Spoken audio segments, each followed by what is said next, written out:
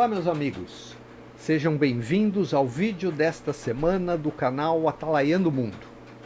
Terminamos na semana passada uma série falando sobre o irmão André em suas missões evangelísticas na Iugoslávia, Bulgária e Romênia.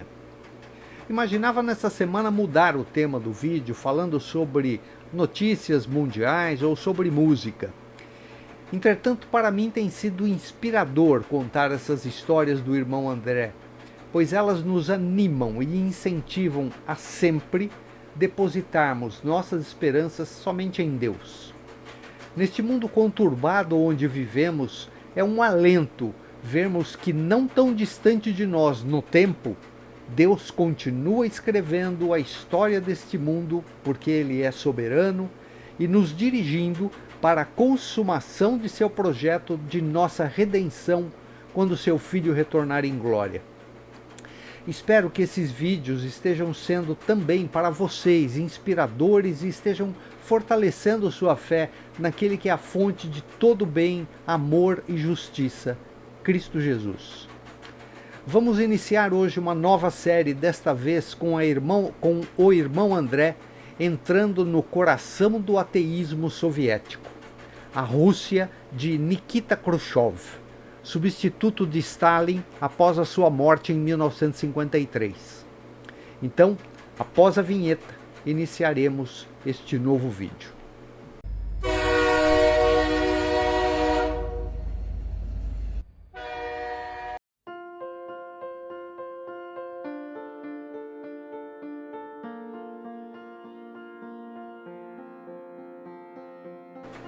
Terminamos na série anterior quando o irmão André retornou da Romênia para casa, poucos meses antes do nascimento de seu primeiro filho. Vamos agora dar um salto de alguns anos na narrativa até o ponto desta história.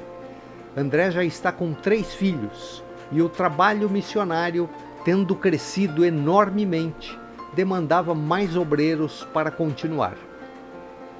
André percebia que o tempo passava rapidamente e ele quase não tinha chance de conviver com os seus 3 filhos e esposa em função das constantes viagens que fazia. E começou a pensar em ter um auxiliar. Nas inúmeras palestras que dava, muitas vezes jovens se predispunham a acompanhá-lo, mas uma coisa é observar ao longe e outra é viver tudo isto. Precisava de alguém que já tivesse alguma experiência nesse tipo de trabalho. E André manifestou essa dúvida sobre quem chamar para ajudá-lo a sua esposa, que lhe disse: "Você já tentou orar?" Realmente, ele se lembrou que não havia feito isso ainda, e ambos decidiram orar a Deus. Diz-nos no seu livro que imediatamente veio à sua mente o nome da pessoa ideal para a posição. E aqui eu faço um parênteses, eu aproveito para dizer para mim mesmo, quantas vezes eu tomei decisões aparentemente simples, como esta que o irmão André tinha que tomar, confiando apenas na minha sabedoria, e depois percebi que havia tomado a decisão errada. Por que não perguntar a Deus antes? Afinal, o que eu quero dizer com entregar a vida a Deus, se eu o deixo de fora no momento de tomar decisões? Mas era apenas um pequeno parênteses de uma reflexão própria. Continuando, André se lembrou de um homem que havia conhecido trabalhando em um campo para refugiados na Áustria. Ele se chamava Hans Gruber e, segundo a descrição de André, era um holandês grandalhão de 1,90 m, pesado mesmo para a sua altura, desajeitado e falava um alemão atroz. Uma explicação: os idiomas holandês e alemão são semelhantes, mas há algumas diferenças de escrita e pronúncia de algumas palavras. Quando ele diz que o Hans falava um alemão atroz, significa provavelmente que ele falava o que nós chamamos aqui no Brasil de portunhol, ou seja, aquela pessoa que não fala espanhol direito e tentando falar espanhol mistura palavras em português com espanhol que a gente chama de portunhol. Ele falava este tipo de alemão, afinal o idioma é muito parecido com o holandês. Provavelmente é isso que ele quer dizer. Continuando, Hans tinha uma habilidade enorme com grupos. Ele conseguia um controle total sobre a plateia apenas com palavras. Diz que havia um alojamento de órfãos nesse acampamento onde ele trabalhava, onde um grupo de 240 meninos entediados e irrequietos era o terror dos oradores visitantes que iam ao acampamento. Mas que Hans conseguia que ficassem quietos como estátuas e depois os seguissem pelo acampamento como cordeirinhos, mesmo falando o seu alemão rudimentar. André escreveu uma carta a Hans, expondo o seu convite para acompanhá-lo, perguntando se Hans sentia em seu coração um chamado de Deus para trabalhar por trás da cortina de ferro, expondo a sua intenção de ir para o centro de controle do sistema soviético, ou seja, a Rússia. A Rússia havia diminuído as restrições a visitantes, permitindo que esses fossem ao país sem a necessidade de um guia oficial do regime para acompanhar os turistas. Portanto, parecia ser uma boa ocasião para a visita.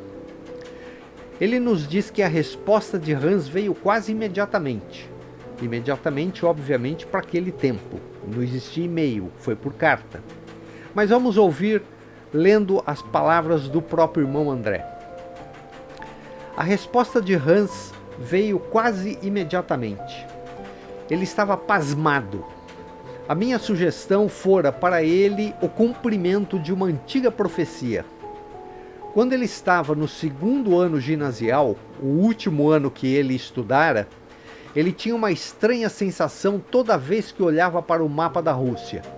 Era como se uma voz lhe dissesse: um dia você vai trabalhar para mim naquela terra.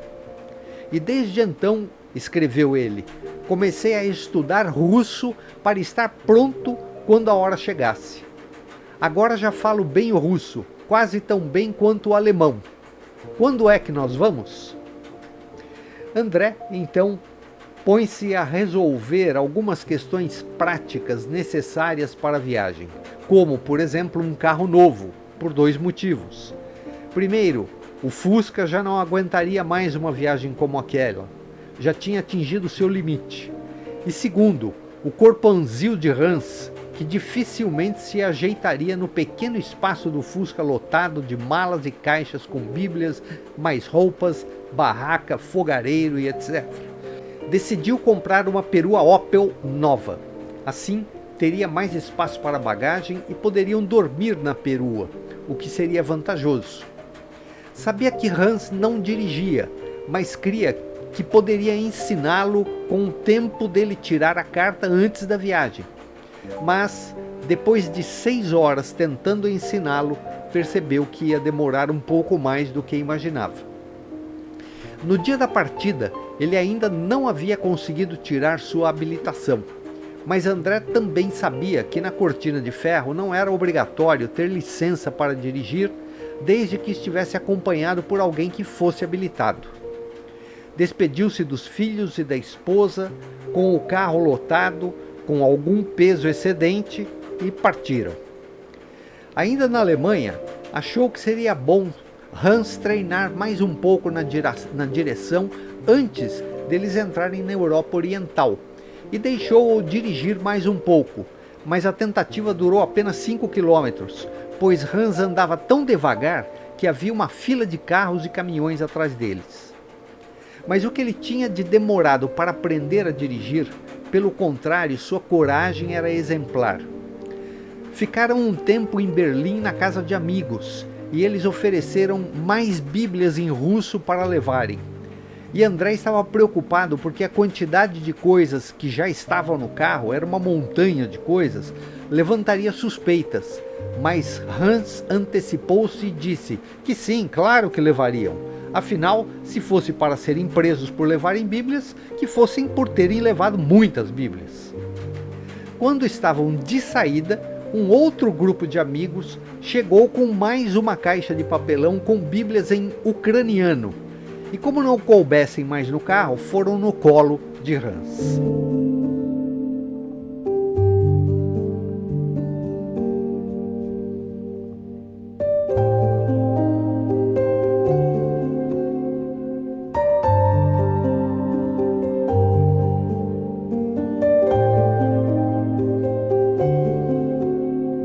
Cruzaram a fronteira com a Polônia. E lá, na Polônia, eles tinham 72 horas de autorização para cruzarem a Polônia a caminho da Rússia. E tiveram algum tempo para que André apresentasse Hans para alguns amigos que tinha em Varsóvia e outras cidades. Quando faltavam 50 quilômetros para cruzar a fronteira, André percebeu que havia cometido um erro ao trocar o dinheiro holandês, que na época era florins, pelo dinheiro polonês que se chamava até hoje zloty, e havia trocado mais florins do que o necessário, e só havia possibilidade de trocar dinheiro em Varsóvia. Hans estava dirigindo, pois havia concordado em dirigir quando não houvesse movimento na estrada, o que era frequente na Polônia na época, enquanto André fazia seus cálculos. Mais à frente, como havia caído uma ponte, havia um desvio de terra pela lateral da estrada e Hans decididamente resolveu cruzá-lo, e o fez muito bem. Porém, após a ponte provisória, havia uma rampa íngreme e um carro à frente, subindo-a lentamente, e Hans manteve os seus 25 km por hora, mesmo com o carro à frente, chocando-se contra ele. O motorista do outro carro desceu furioso. André desceu para falar com ele e disse a Hans que ficasse no carro orando. André falou com o motorista em alemão, e parecia que ele não entendia nada, enquanto olhavam o estrago nos carros que pareciam não serem grandes pela baixa velocidade do choque. Mas o polonês irritado berrava: "Polícia, polícia!", o que não seria nada bom, afinal, aquele monte de bíblias escondidas em caixas poderia lhes causar problemas. Vamos ler a narrativa do irmão André. "Bom dia, amigo. Que belo dia, não?", disse eu em alemão. Fomos juntos até a traseira do carro e inspecionamos o dano causado. Graças à velocidade de tartaruga de Hans, não fora grande o estrago. Uma lanterna e um dos paralamas traseiros haviam sido danificados. O nosso para-choque e paralama direito haviam ficado amassados. "Polícia", disse o homem. "Polícia, polícia." Aquela palavra alemã ele conhecia muito bem. Mas aquela era a única coisa que não poderia acontecer. Ali estávamos nós, lotados de bíblias, em um país comunista, com o Hans ao volante sem carteira de motorista. Então lembrei-me da carteira cheia de dinheiro polonês. Será que fora por isso que Deus permitira que eu tolamente trocasse dinheiro a mais? "Bem", disse eu, "quanto você acha que vai custar?" A expressão do polonês não mudou. "Polícia, polícia", disse ele. Coloquei um pedaço de vidro que saíra da lanterna traseira e encolhi os ombros, procurando indicar que achava que o prejuízo não fora muito grande. 6.000 zloty? O homem entendeu muito bem minhas palavras. Os seus punhos se descerraram, mas ele repetiu outra vez a palavra: "Polícia." 8.000 zloty? 9.000? Certamente o conserto não vai custar mais do que 9.000. Com um gesto dramático, enfiei a mão na carteira e tirei mais uma nota de 1.000. 10.000, e é só isso, disse eu, estendendo-lhe o dinheiro. Ele o pegou e, enquanto corria de volta para o carro, gritou por sobre o ombro: "Não, polícia!" Deu partida no Warszawa e deixou-nos em um redemoinho de poeira. "Posso respirar agora?", perguntou Hans. "Pode." E então ali, no poeirento desvio, agradecemos a Deus por ter permitido que cometêssemos um erro a fim de livrar-nos de outro. Após livrarem-se, mais uma vez miraculosamente, do problema da batida do carro polonês, chegaram a Brest, na fronteira. E quando o portão da barreira fronteiriça se abriu, Hans estava entusiasmado com a oportunidade de usar o que sabia de russo com os oficiais da alfândega. Vejamos a descrição contada por André.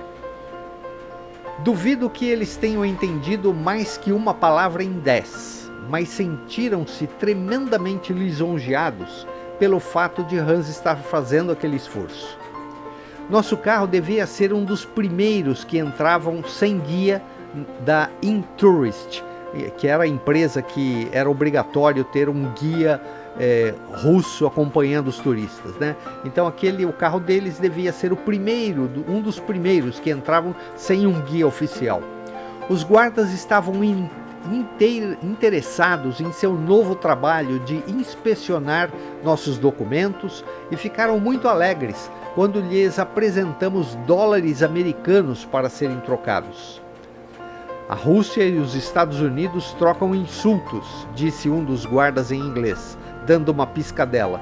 Mas por causa disto, o dólar, nós perdoamos. Pegou as notas de dólar. 1 rublo por $1. Assim é fácil. Por fim, chegou a hora da inspeção do carro, propriamente dito. Hans e eu havíamos combinado antecipadamente o que faríamos, e essa técnica usamos depois em todos os lugares em que duas pessoas atravessassem a fronteira. Só um de nós falava de cada vez. O outro ficava constantemente em oração. Oração para que a vontade de Deus fosse feita em cada detalhe da inspeção, oração pelo país em que estávamos entrando, começando com aqueles funcionários da fronteira. Nesse dia o guarda nos pediu para abrir 2 malas, mas ele mal olhou para dentro delas. O que ele queria ver era o motor do Opel. Fez-me algumas perguntas técnicas, depois ficou um pouco sem jeito por ter demonstrado interesse e curiosidade extraoficiais e fechou a tampa do motor. Atravessou conosco o pequeno jardim de frente ao escritório da alfândega, carimbou nossos documentos e desejou-nos boa viagem. Havíamos atravessado.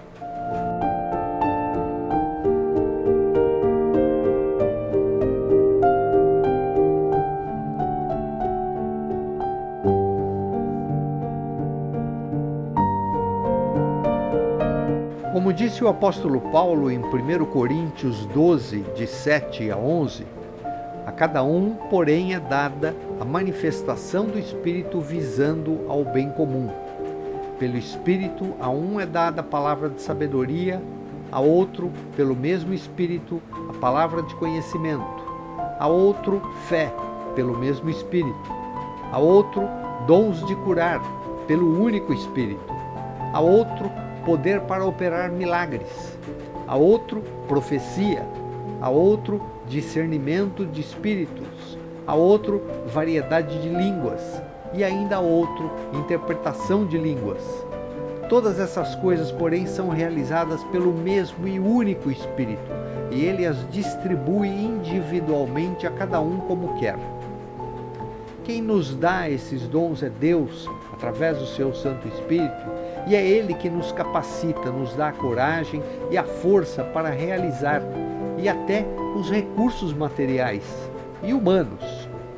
O irmão André fez tudo isso com doações de indivíduos, igrejas, associações, por vezes doações de pessoas que ele não conhecia, mas que sentiam-se tocadas pelo mesmo Espírito Santo para ofertarem.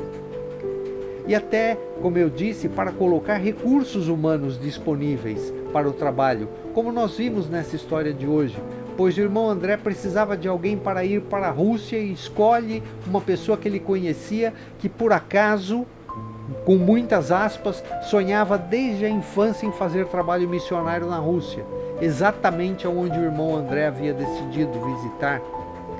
Não há como duvidar de que são milagres contínuos na vida desses obreiros. O mesmo milagre que observamos em nossas vidas quando acordamos pelas manhãs e sabemos que Deus está nos concedendo mais um dia de vida para trabalharmos para Ele, independente de qual ocupação tenhamos. Na próxima semana, continuaremos essa narrativa, agora com o irmão André e Hans pelas ruas de Moscou. Até o próximo vídeo, se Deus nos permitir.